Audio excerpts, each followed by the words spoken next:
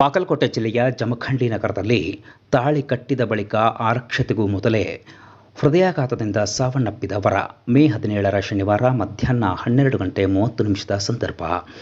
ಆ ಮನೆಯಲ್ಲಿ ಮಗನ ಮದುವೆ ಹಿನ್ನೆಲೆಯಲ್ಲಿ ಎಲ್ಲೆಲ್ಲೂ ಸಂಭ್ರಮ ಮನೆ ಮಾಡಿತ್ತು. ಎಲ್ಲರ ಸಂಭ್ರಮದ ಮಧ್ಯೆ ವಧುವಿಗೆ ವರ ತಾಳಿ ಕಟ್ಟುವ ಕಾರ್ಯವೂ ಮುಗಿದಿತ್ತು.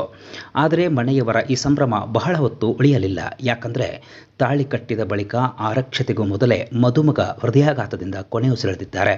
ಈ ದುರಂತದಿಂದ ಕ್ಷಣಾರ್ಧದಲ್ಲಿಯೇ ಮದುವೆ ಮನೆ ಸೂತಕದ ಮನೆಯಾಗಿತ್ತು. ಹೌದು, ಜಮಖಂಡಿ ನಗರದ ನಂದಿಕೇಶ್ವರ ಕಲ್ಯಾಣ ಮಂಟಪದಲ್ಲಿ 25 ವರ್ಷ ವಯಸ್ಸಿನ ಪ್ರವೀಣ್ ಕುರ್ಣಿಯವರಿಗೆ ಮದುವೆ ಏರ್ಪಾಡು ಆಗಿ ಮದುವೆ ಕೂಡ ನಡೆದು ಹೋಗಿತ್ತು. ಆದರೆ ಆರಕ್ಷತೆಗೂ ಮೊದಲೇ ವೇದಿಕೆ ಮೇಲೆ ವರ ಸುಸ್ತಾಗಿ ಕುಸಿದು ಬಿದ್ದಿದ್ದಾರೆ. ಆಗ ಕ್ಷಣಾರ್ಧದಲ್ಲಿ ಅವರನ್ನು ಆಂಬ್ಯುಲೆನ್ಸ್ ಮೂಲಕ ಆಸ್ಪತ್ರೆಗೆ ಕರೆದೊಯ್ಯಲಾಗಿದೆ. ಆಗ ಅವರು ಇಹಲೋಕ ತ್ಯಜಿಸಿದ ಬಗ್ಗೆ ವೈದ್ಯರು ದೃಢಪಡಿಸಿದ್ದಾರೆ.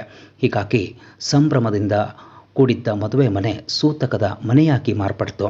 ಇನ್ನು ಬಂಧು ಬಳಗ, ಸ್ನೇಹಿತರು, ಕುಟುಂಬಸ್ಥರು ಎಲ್ಲರೂ ಕಣ್ಣೀರಾದರು. ಈ ಒಂದು ವಿಧಿಯಾಟಕ್ಕೆ ಎಲ್ಲರೂ ಕಣ್ಣೀರನ್ನು ಹರಿಸುವಂತಹ ಒಂದು ಘಟನೆ ಜರುಗಿ ಹೋಯಿತು.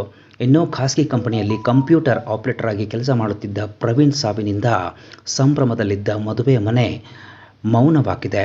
ತಂದೆ ತಾಯಿ ಬಂಧು ಬಳಗಕ್ಕೆ ದಿಕ್ಕು ತೋಚದಂತಾಗಿದೆ. ಕಲ್ಯಾಣ ಮಂಟಪದಲ್ಲಿ ಮಂಟಪಗಳನ್ನು ತೆರವುಗೊಳಿಸಲಾಯಿತು. ಸಾವಿರಾರು ಜನರಿಗೆ ಮಾಡಿದ ಅಡುಗೆ ಊಟ ಬಡಿಸದಂತಾಯಿತು. ಮನೆ ಮುಂದಿನ ಪೆಂಡಾಲ್ ಸಾವಿನ ಮನೆಗೆ ಹಾಕಿದ ಶಾಮಿಯಾನ ಆಗಿ ಬದಲಾಯಿತು. ಮದುವೆಗೆ ಬಂದ ಜನರೆಲ್ಲ ಪ್ರವೀಣ್ ಅಂತ್ಯಕ್ರಿಯೆಗೆ ಜೊತೆಯಾಗುವಂತಾಯಿತು. ಇವುಗಳ ಮಧ್ಯೆ ಮನೆ ಮಂದಿಯ ಆಕ್ರಂದನವಂತೂ ಮುಗಿಲು ಮುಟ್ಟಿತ್ತು. ಸ್ಥಳೀಯರು ಕಣ್ಣೀರಾದರು. ಒಟ್ಟಿನಲ್ಲಿ ಖುಷಿಯಾಗಿ ಮದುವೆಯಾಗಿ ತನ್ನ ಬಾಳ ಸಂಗಾತಿ ಜೊತೆ ಬಾಳಿ ಬದುಕಬೇಕಾಗಿದ್ದ ವರನೊಬ್ಬ ಮದುವೆ ದಿನವೇ ಮದುವೆ ಮಂಟಪದಲ್ಲೇ ಹೃದಯಾಘಾತದಿಂದ ಮೃತಪಟ್ಟಿದ್ದು ವಿಧಿಯಾಟವೇ ಸರಿ. ಹೊಸ ಜೀವನ ಆರಂಭಿಸಬೇಕಿದ್ದ ಬದುಕಿಗೆ ಕೊನೆ ವಿದಾಯವನ್ನು ವಿಧಿ ಹೇಳಿದೆ. ವಿಧಿಯಾಟಕ್ಕೆ ಯಾರು ಹೊಣೆ?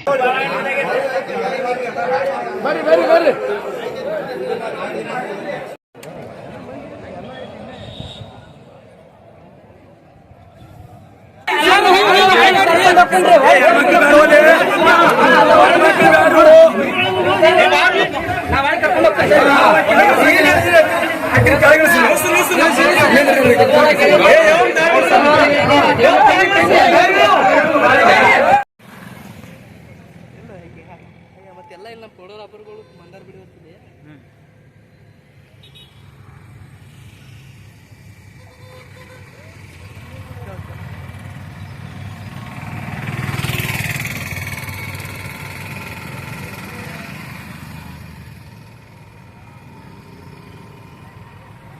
ಈಗ ಜವಾಬ್ದಾರಿ ಐತ್ರಿ.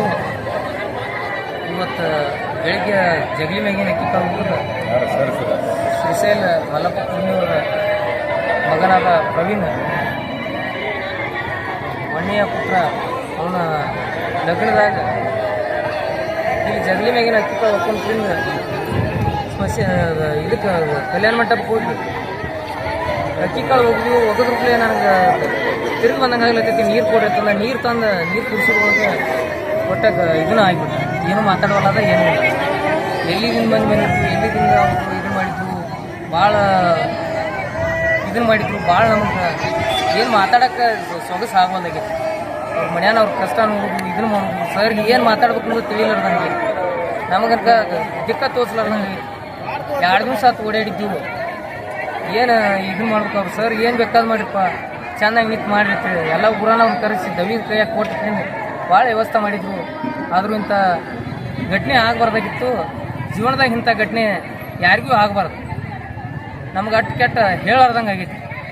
ತಂದೆ ತಾಯಿಗೆ ದುಃಖ ಭರಿಸುವಂಥ ಶಕ್ತಿಯಲ್ಲಿ ದೇವರಲ್ಲಿ